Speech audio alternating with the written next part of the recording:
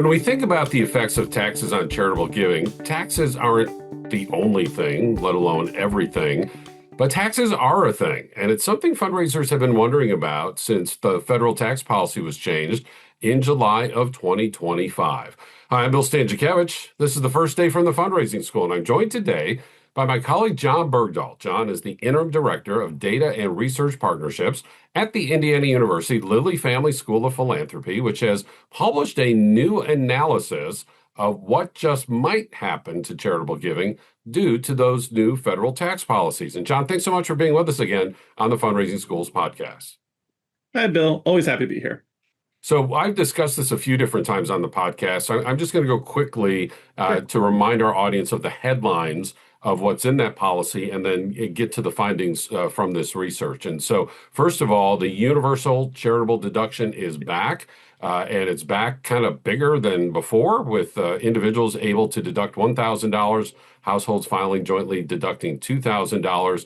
When we think about some of our wealthier neighbors, if they file at the top 37% rate, they now can only deduct at the 35% rate.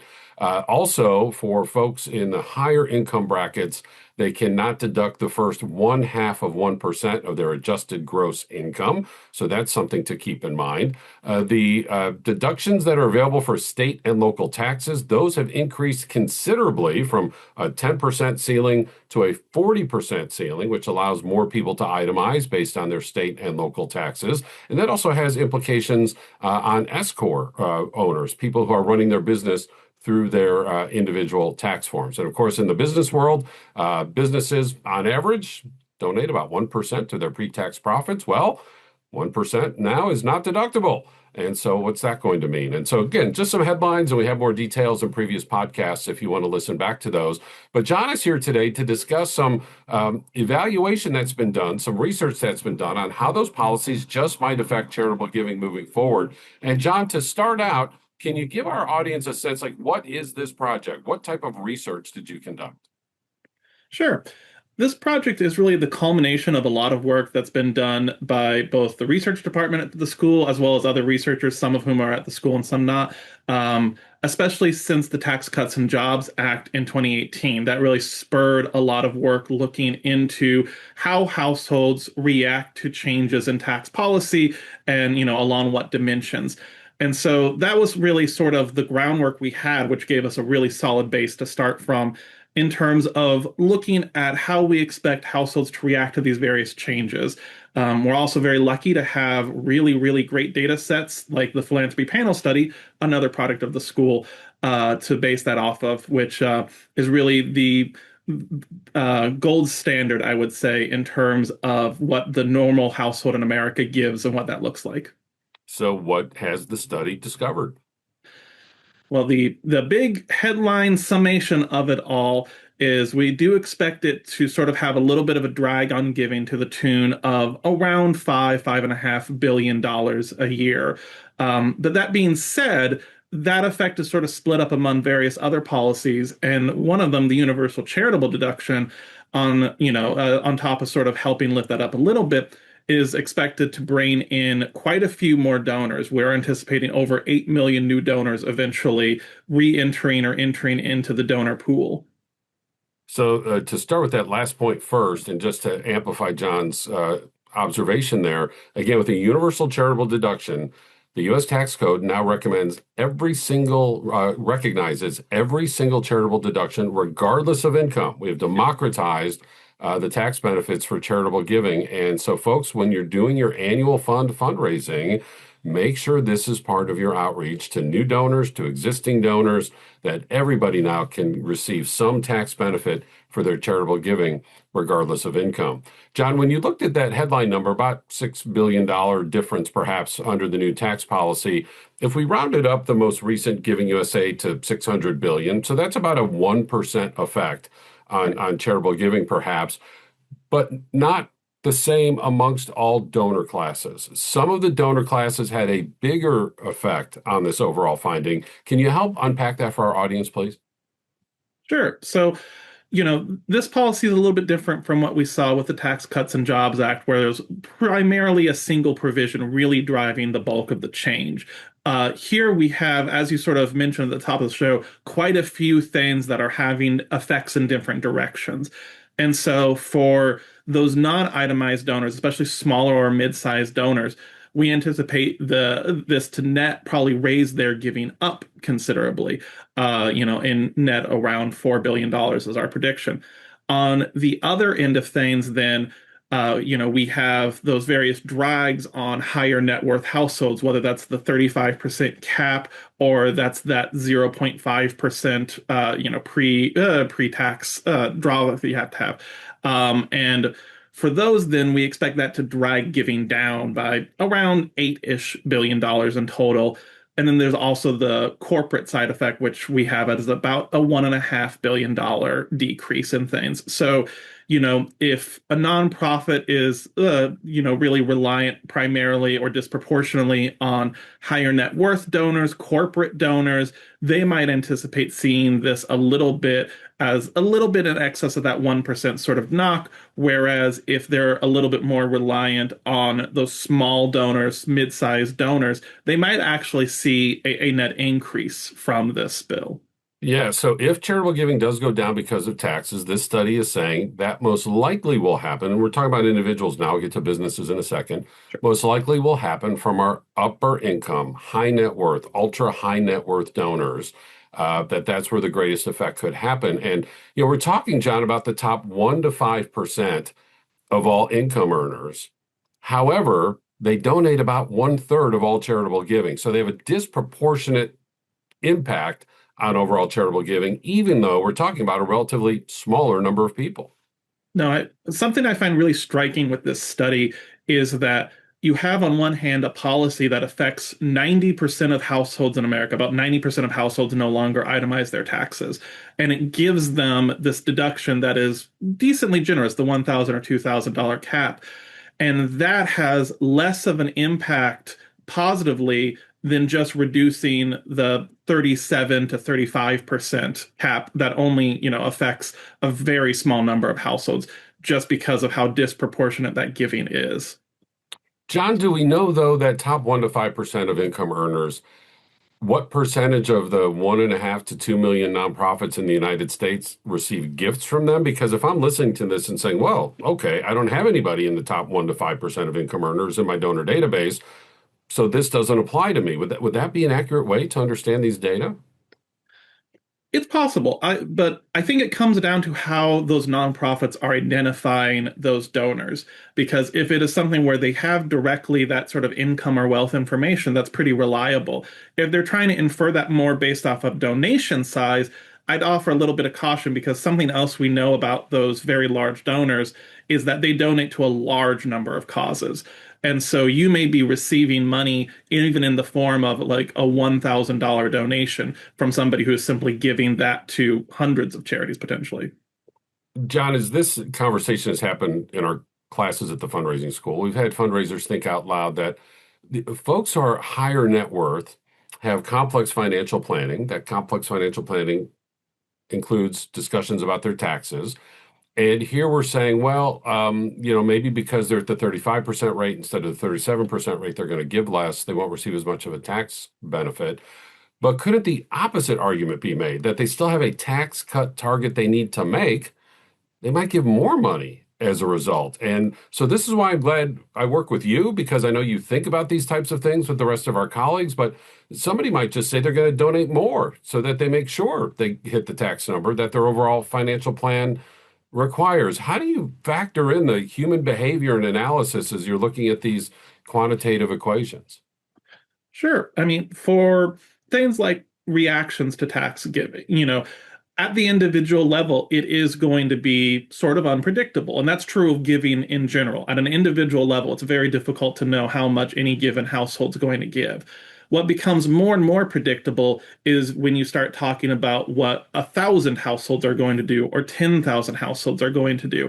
And that's kind of where survey data comes in, where yes, almost certainly within that data, when we're looking at how have households reacted to tax changes in the past, there probably are some households that have done exactly as you're saying, seen that and been like, okay, so I need to give a little bit more. And that is going to sort of weigh the analysis in one direction. But what we find more common is that people sort of pull back the giving. And so while you probably, in all likelihood, because this affects a very large number of people, you will have some households react in that way. In net, though, we expect it to react fairly negatively, and you'll have some on the other end of things that react even more negatively than we necessarily anticipate the average to. So, it is another case of the best strategy is to simply know your donors very well and to know that sort of reaction, because we can say here's what it's going to look like in aggregate. That's not useful for, or that's less useful, I should say, not useful. But, you don't know what your own individual donors, that's always going to be more unpredictable. Yeah, that's a great point, John. I'm glad you brought that up. And that's what we teach at the fundraising school is these data, this research is such an informative resource, provides us with an important baseline as we plan our conversations with our donors. I wouldn't make it the first question or the first comment in a donor conversation, but along the lines to say, hey, there's this new tax policy now. Is that affecting your charitable giving at all? If so, how? Will that affect our relationship? Just to really unpack that, whether somebody's at that ultra high net worth level or now for the first time getting the universal charitable deduction and everybody else in between, make sure you're using this information in an informed way to prepare for those donor conversations. And John, not everybody maybe is receiving a gift from an ultra high net worth donor, but a wide range of nonprofits are interested in fundraising from the business sector. And again, there's this new law that says the first 1% of pre-tax profits are no longer deductible. And as I always like to joke, I didn't take a lot of math at Northwestern, but if they were donating 1% and now 1% is no longer deductible, 1 minus 1 is still 0. And that's true in America, in the metric system, no matter where we're counting. So people are wondering what's going to happen with business sector giving. What did you and your colleagues find? This was really interesting because, as you point out, at that aggregate level, this seems pretty dire in that, corporations only give around 1% of their pre-tax profits, as a whole. What we found really interesting, though, when we were really graciously allowed to do some analysis on some data from CECP, the Chief Executives for Corporate Philanthropy, they have data at the organization level, which is something that the IRS does not share publicly. And what that data showed us was that while that is true in net, that's about 1%, a huge portion of giving is coming from a handful of organizations going well beyond that 1% limit. And so this actually minimizes the impact in some way of that tax policy. It's not an even distribution, and those organizations have their tax incentives far less hurt than others. And so what we see from that is that earlier estimates of this impact were in excess of 10% of corporate giving going away, basically. And we found considerably less. We saw about $1.5 billion of a decrease, which is still significant. That's still 3 or 4% of corporate giving, depending on the year. But, consider less than half of what that impact initially was sort of being sized up to be. And that really comes down to that distribution effect of, yes, a really significant number of corporations are looking at losing that tax incentive for themselves basically entirely, but the most of giving is fairly unaffected by this. That is such a fascinating analysis, and again brings us back to talk to your individual business donors. Remember, our school long has taught there are 4 primary reasons why businesses give: government relations, because they're regulated by all levels of government; employee relations; altruism, because they care about certain topics in the community; and yes, front-facing the customer, return on investment. Notice taxes are not on that list.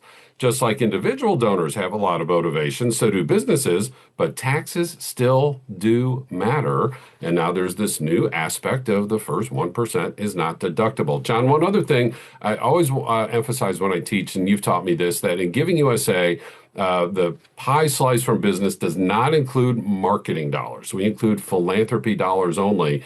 And businesses, if they can construe their relationship with the nonprofit as marketing, that's still tax deductible. So that's another conversation that nonprofits can be having with their business sector donors. What other advice do you have, John, either whether it's this business sector finding, the implication of the SALT deduction change from 10% to 40%. That could mean more people are itemizing. I know you've taught us before, when more people itemize, they tend to donate more. Any other advice that you have for fundraisers as they look at this study? Something that we make sure to point out in this analysis is something that we've learned from sort of the years following the Tax Cuts and Jobs Act, which is that people don't instantly know this stuff.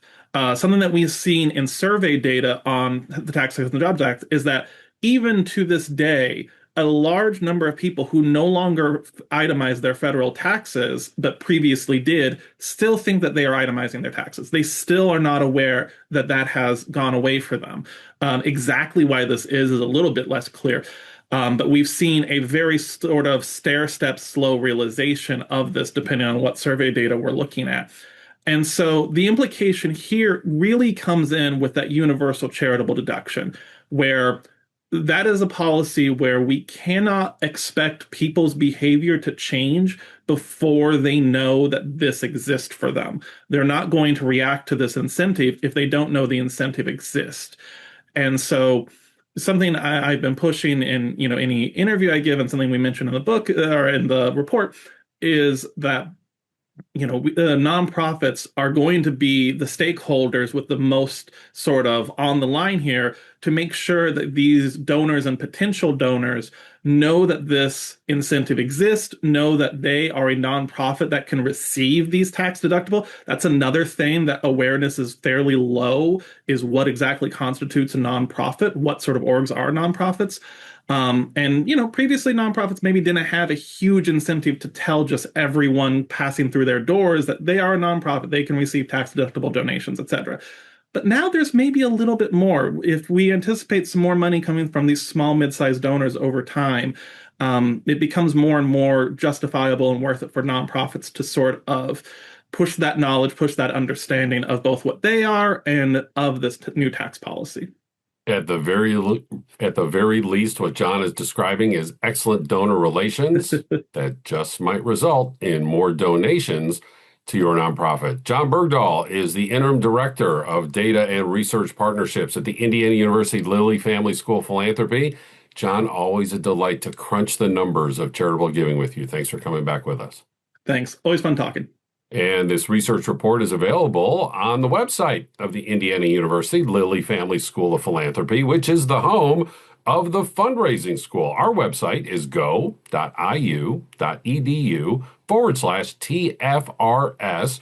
You'll see a toolbar across the top of the webpage. You go over a couple spots, and there you'll find the research, including this study. Now, at the fundraising school, you'll find 27 courses. And again, we feel our greatest strength is that wherever possible, our content is research-based, evidence-based, studies such as this one and so many others, so that people aren't just telling stories or sharing opinions. This is fact-based, evidence-based, research-based curriculum, which is why 80% of our alumni tell us they raise more money when they use what we teach. We are in person in nearly a dozen U.S. cities, of course, online anywhere across the world. And we also have custom training that we can design specifically for you. We have quarterly webinars, this weekly podcast, our textbook, Achieving Excellence in Fundraising. And again, the website, go.iu.edu/TFRS. I'm grateful for our producers today, Mike Anthony and Jennifer Boffman. I'm Bill Stanczykiewicz. Now you are now more fully informed on this first day from the fundraising school.